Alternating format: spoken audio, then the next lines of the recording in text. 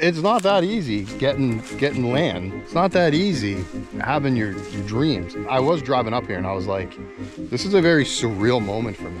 This is the moment of like, things are happening. What's going on, everybody? Gonna give you some updates in the tiny house, and then this is going to be a fun vlog because I am also headed up to my property to meet with an excavator, and I'm going to show you guys what it looks like in the summertime. Maybe a little bit of the stream. I don't know. We'll see what I get into when I get up there and kind of just show the land, but that'll come in the second half of this video. So there are some times on this channel that I will get paid to do a product, you know, showing of some sort of product. And every now and again, I don't get paid to show a product. I will say that 99 out of 100 products that I do show on this channel, I will use. The very, very few instances, that 1 out of 100, that money just, you know, takes advantage. This is obviously not one of those cases, but I'd rather be upfront and honest with you guys, and I don't want to fake anything, or I don't want to be one of those people. I morally couldn't live with myself. I want to show this off. This is the brand new Brava oven, and Brava has been around for a while. I've used Brava actually in many different applications. My good buddy Mark over at Nomadic Customs actually turned me on to it. It's like cooking for dummies, and that's what I need because I don't know how to cook all that well. Brava is a like all-in-one everything. It's an infrared cooker, so it's an oven. You can toast with it. You can, I guess, microwave or reheat things with it. There's so many different things you can do. Again, I'm not getting paid for this. I just generally like the product Brava. I just like them. I like them as a company too. Things that you have to look out for. It has a high power watt draw.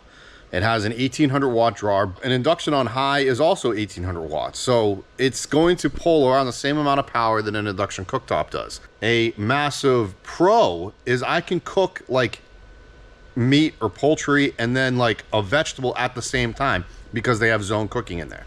But let me just show you guys what's in the box. I'm going to show you guys what's in this box because it's not only just a Brava oven, but it's the brand new one that hasn't even come out yet. Now, the reason I'm saying all these things is because I'm about to take the Brava out of here and I'm about to put it into the tiny house. And I want to show you guys where it's going to go. Home cooking simplified. Now, if you go over to the website, you can see that they have a different, like, bunch of different, like, cooking apparatuses or, like, plates and dishes and things like that. So this is their, you know, you guys can go to the website and check it all out, but that's their sensor. There's something actually new that's about to happen with that I don't know if I'm allowed to say, so I'm not going to say it, but that's their glass tray. There's also a metal tray. Let me put this on the ground so I can lift it out of here. All right. I'm going to turn it around because what they sent me is the all new glass door. Oh. Now, why is the glass door so cool? Because when this thing cooks, when the infrared is on, look at it, it's kind of like a mirror. But when the infrared cooks, you can actually see inside. Now, they do actually have a camera that like shows the food while it's cooking, but this thing is, the glass door on it is just cool. It's like a lightning show. Really nice. All right, let's go into the tiny house and let me show you where it's gonna live. Glacier says hi, everybody. She's pooped. These hot summer days, I got a fan going for her so she can just chill out on the couch and be all comfy and cozy. So I did turn on the house lights for everybody. I've got the batteries running, and these are my ceiling lights that are operating and working. I think I showed these in the last video. I don't remember. I can't keep up. 12 volt Edison lights. This is the light switch. It's barely, again, this is like you can barely even see the light, but it did come on. But that's the switch right there. It's pretty cool. You can actually see the two different doors. They're not two different doors. They're actually the same. They're maple. However, this one on the left is not finished with oil yet, and the one on the right is finished with oil. I didn't intentionally do this, by the way. It just happened. One of those companies that I really like is Odie's Oil. Shout out to them. They've been great. I've been using their oil and their product on all of the finished maple and the walnut, which I'm about to show you, and the walnut shelves behind me, what I'm about to show you. So this is just, it's beautiful. It really pops the grain. You can really see the difference in the oil. That's just one coat on there too. But it gives it a nice smooth finish if you sand it enough, I guess. And we're here, I might as well talk about it, but this is my miniature loft, or the work loft. Now, for everybody to be like, well, dude, how are you gonna get up there? Like, what the hell's going on? All right, I've got a company that's working on a ladder for me.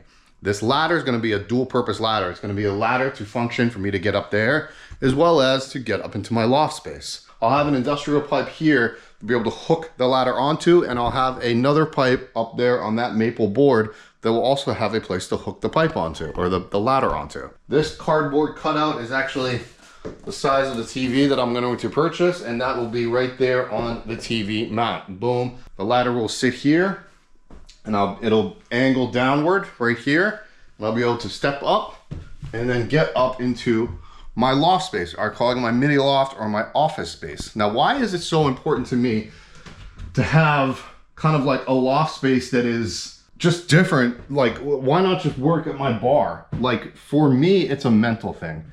Like, for anybody that has worked from home will maybe understand this a little bit better. But you need separation. So this is my separate area for work. That table is going to house my iMac or my desktop computer. That is when I sit down and I create content, or I'm starting my podcast, or I'm, doing my merch line, or maybe writing a book that I want to write, or maybe creating an ebook that I want to do for everybody. So all of these things that I want to do digitally, boom, I can now do it up there. That is my office. I cut it to size, but the curvature of the live edge kind of just worked out perfectly the way that I wanted it to. So I have enough room to get in and out right in here. And I mean, it's just so beautiful. So I'm not going to get all the way up there, but you guys can see that is going to be pretty much my view while I'm sitting in the chair. Again, I designed the tiny house this way. I designed the windows to be this way so I can be sitting up on this loft, mini loft, have the windows to look out, and like have the view of my tiny house. So the last couple days I've been working on the over-counter shelving, I guess. I've got all the brackets that I have to put in right now, but this is all in, it's all there, it's practically done. Pipe decor mounted directly to the studs in the wall. Where I bought that piece of walnut, I went back and I bought this walnut board as well. It's so beautiful. I mean, I'm such a wood snob. That's the same place that I actually bought all the maple plywood, and I bought all the Baltic birch that actually makes up all my drawers. So all the Baltic birch. I'm gonna go back to the shelves in a second. Up there, which is my loft, I made a cabinet, like a storage container, but that also doubles projector screen holder. So I'm gonna get a floor couch up there that opens up, and the projector will actually lift out and then hook up to hooks that I haven't put in yet, but they'll hook up to hooks up there. And now I have a movie theater room up in my loft.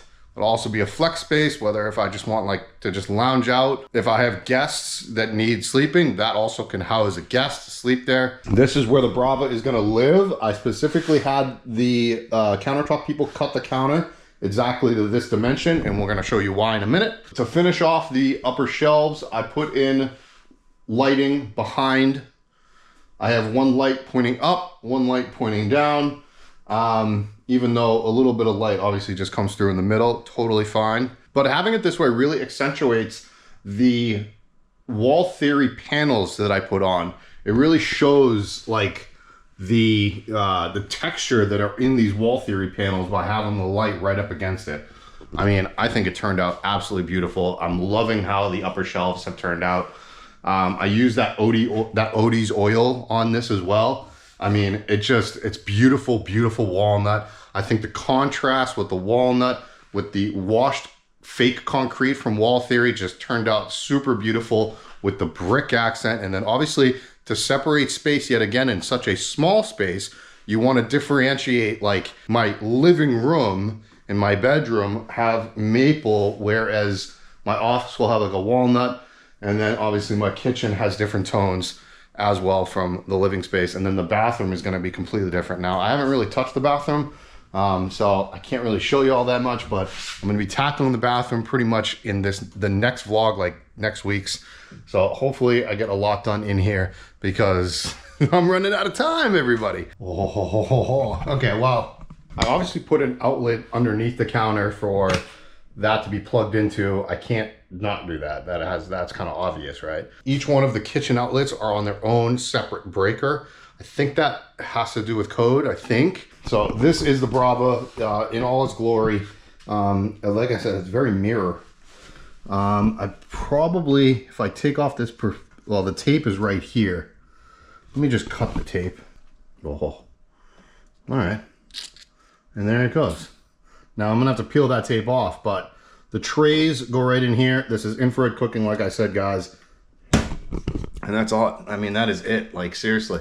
What is also really nice, because I'm not that intelligent when it comes to cooking, we've already established that. There's something like 2,000 recipes in here that you can just kind of scroll through. I think when I got my first Brava a couple years ago, I want to say they had something like 12 or 1,400. I rounded up to 2,000 because I think they've added a whole bunch since then.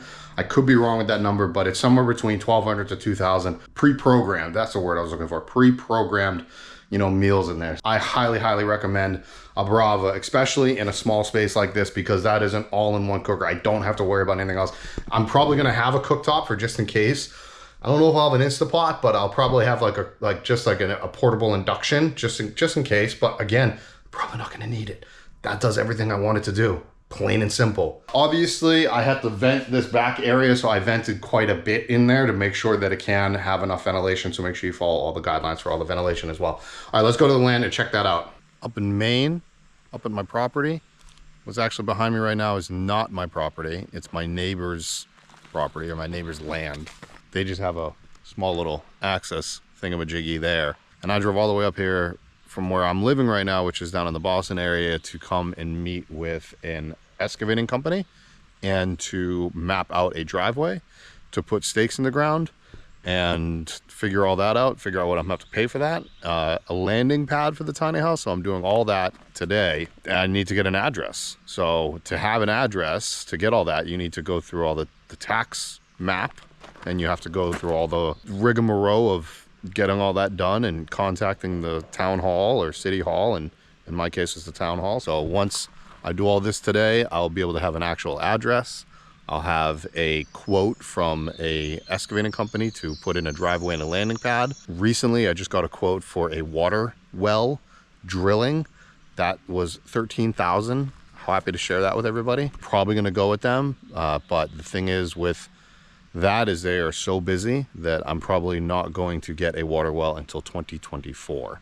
It's just the nature of the business. I wish I had a big clearing like my neighbor has right here, because that would be making my life a heck of a lot easier. However, my neighbor doesn't have a stream that runs through. Now that's a pro and a con.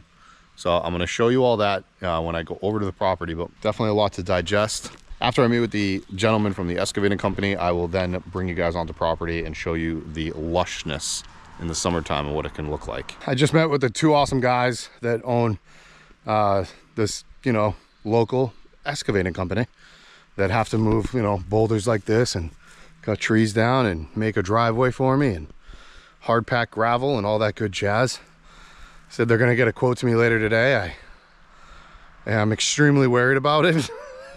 Not made of money, guys. Spend a lot of it. Behind me is my neighbor's property, so I'm right at the property line.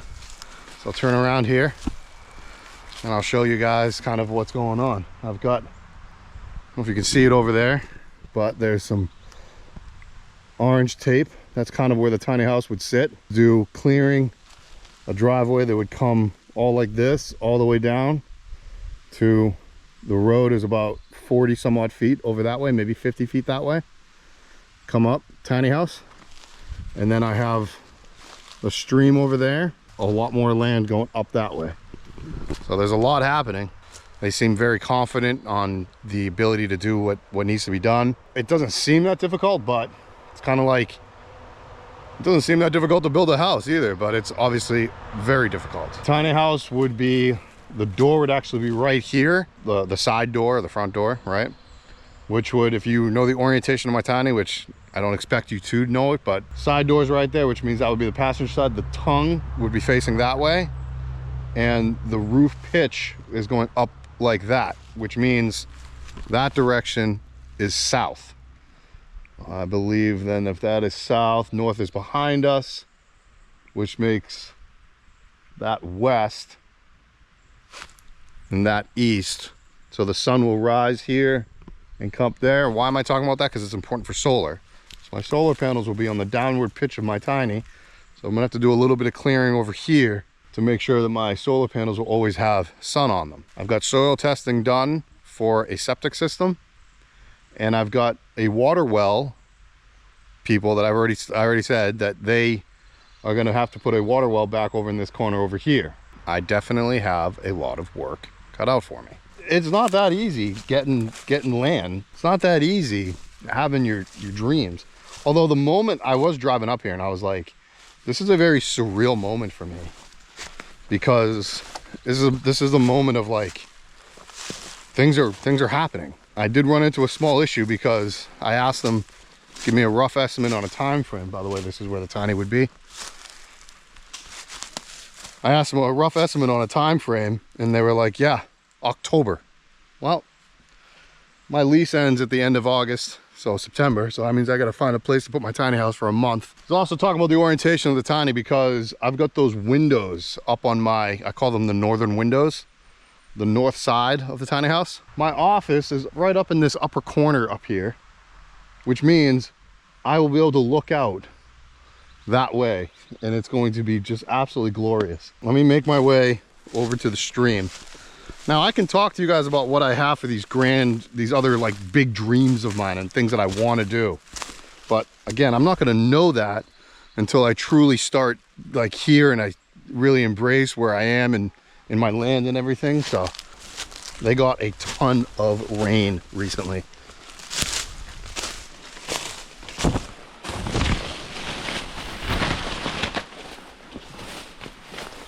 Funny enough, you get over the stream, it's actually a lot clearer, a lot more clear.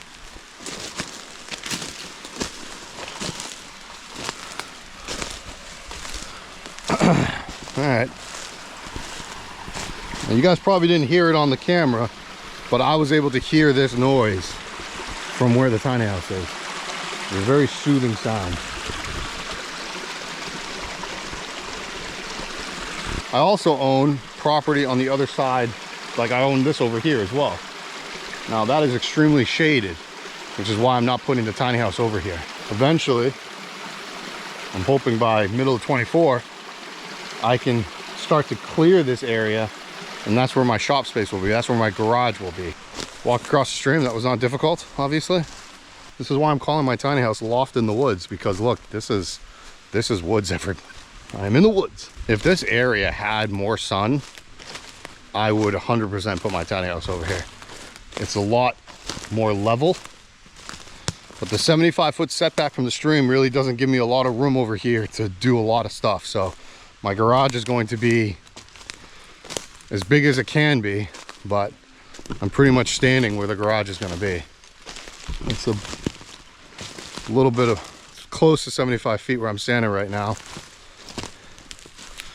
And then I got my property line is a row of boulders that are over here. So I don't have too much room to work with, but it's what it is. A lot of work. It's a multi-year project. This will be a good time for you guys to like and subscribe to the channel, because you're about to see all of this go down over the next several months to years. And hopefully there's another flat spot at the upper part of the land that is overlooking all of this, and if I can, I would love to put a 2-story container home up there. I don't know how possible that is, but it would be really cool if I could do a 20-footer on top of a 40-footer. Would be the ultimate dream of mine. We're gonna see how the rest of this goes before I start doing all that. So I'm driving home now, and I'm driving through actually the closest like largest town, the center of it, which anybody knows Maine, they'll know the name of it, but it's called Bridgeton. It's a very cute little, this is small town living, guys. This is what I'm looking forward to. This area is a 4-season area because I'm actually next to like a ski mountain. So there's a lot of action here in the wintertime with the skiing going on. And it's a very family-friendly mountain. It's not like super technical or hard to ski. This is like the lakes region of Maine. So there's a lot of, you know, summertime sports and activities happening. I should probably put my window up so you guys can probably hear me better. I'm I'm actually about to drive past I think a drive-in movie theater, grocery store, and a lumber yard. Well, I'll be going to these quite often. I am about 15 minutes from my property. I guess stay tuned to see what I end up doing with, you know, living out of the tiny, maybe on the road, or, you know, I don't know, maybe I take a trip in it. I don't know how the heck I would do that, but I'll figure that out. Gonna come up with a plan B if I end up hiring this excavating company, which tells me that they're not gonna be able to even have it done until mid-October. Time to drive back home. I got another 3-hour drive back to my dad's house. I am pulling in to get some coffee. Coffee. Like, subscribe, all that good jazz, and I'll see you guys next time. Later.